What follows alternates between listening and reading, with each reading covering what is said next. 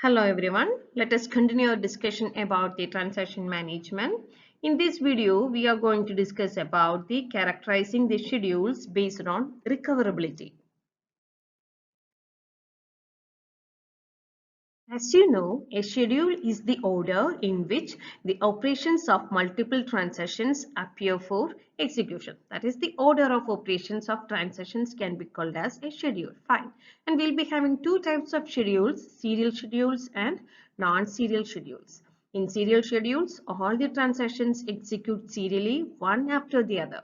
And all the other types of schedules can be called as non-serial schedules. Okay.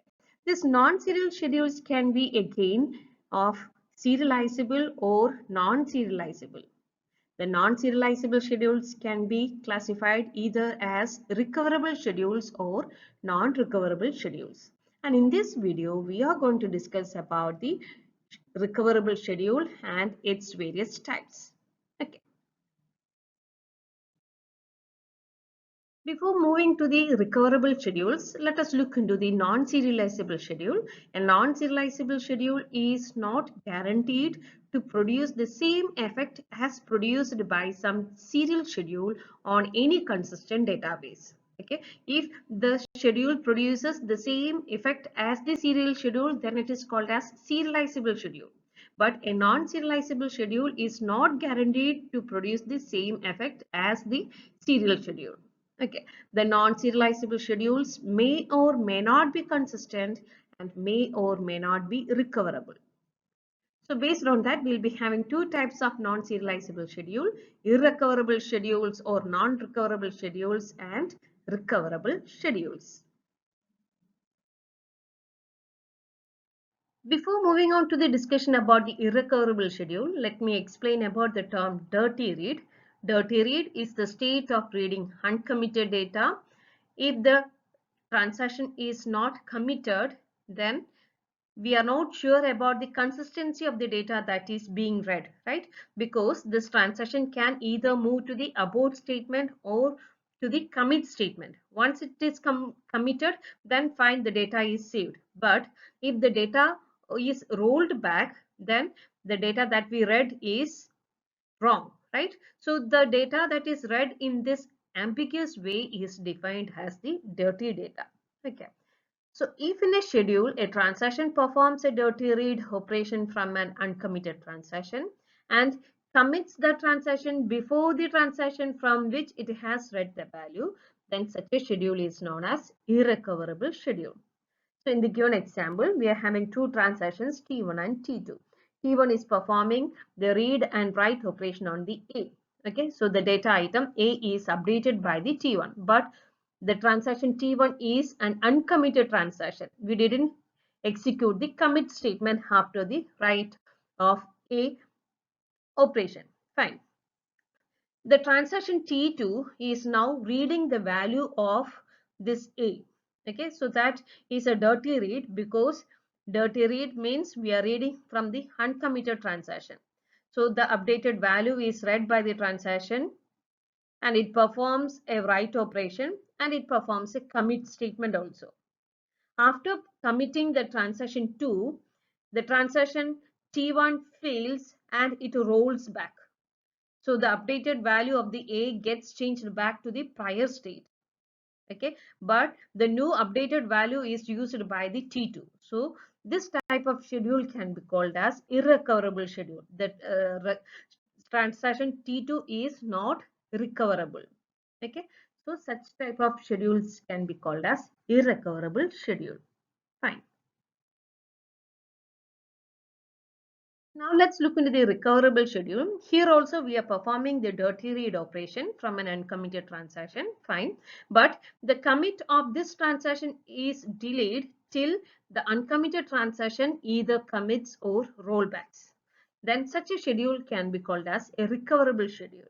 Okay. So the transaction is not committed or the commit is delayed till the uncommitted transaction either commits or rollbacks.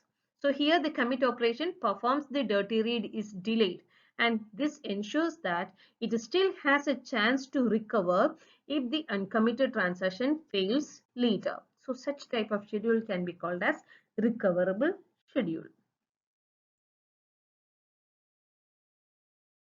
We'll be having three types of recoverable schedules: cascading schedules, cascadeless schedules, and strict schedules. Let us look into each of these schedules in detail. Discuss about the cascading schedule. If in a schedule, the failure of one transaction causes several other dependent transactions to roll back or abort, then such a schedule is called as cascading schedule, or cascading rollback, or cascading abort. And this schedule simply leads to the wastage of CPU time. Okay, in the given example, we are having four transactions, T1, T2, T3, and T4. Fine. The T2 depends on the value of A done by the transaction T1. The T3 depends on T2. T4 depends on T3. Fine. In this schedule, the failure of T1 causes T2 to roll back. It causes T3 to roll back, and T3 causes T4 to roll back. So such a rollback is called as cascading rollback. Okay, so a failure of one transaction causes several other dependent transactions to roll back. Okay, such schedule can be called as cascading schedule or cascading rollback. Type of schedule is cascadeless schedule. If in a schedule the transaction is not allowed to read a data item until the last transaction that has returned it is committed or aborted, then such a schedule is called as cascadeless schedule. In other words, cascadeless schedule allows only committed read operations. So in the given example, T1, we are performing the read and write operation on A, then it performs a commit statement. Okay, so the value updated A is saved. Okay, then the T2 is performing the read and write operation on A, and it also performs the commit operation. Okay, so in cascadeless schedule, it allows only committed read operations. Here we won't have any dirty read operations. Okay, so therefore it avoids this rollback, cascading rollback, and thus saves CPU time. Okay.